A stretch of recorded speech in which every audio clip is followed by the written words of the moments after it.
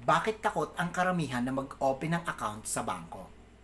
Mayroong ilang mga dahilan kung bakit ang iba ay natatakot magbukas ng account sa bangko. Una, kawalan ng kaalaman. Hindi lahat ay pamilyar sa proseso ng pagbubukas ng account sa bangko o hindi alam kung paano ito gamitin. Pangalawa, takot sa mga singil.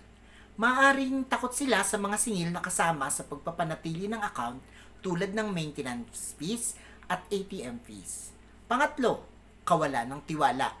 May mga taong hindi tiwala sa mga bangko o sistema ng pagbabangko, lalo na kung may mga nakaraang karanasan ng scam o hindi magandang serbisyo.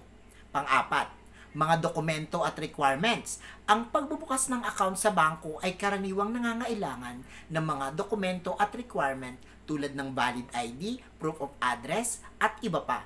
Maaaring takot sila sa proseso ng paghahanda ng mga dokumentong ito.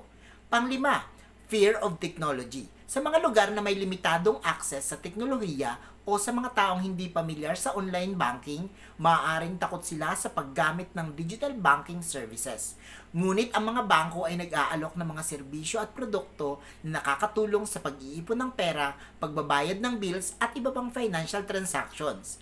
Kung may mga katanungan o alalahanin, maaari kang makipag-ugnayan sa isang kinatawan ng bangko para sa tulong at gabay.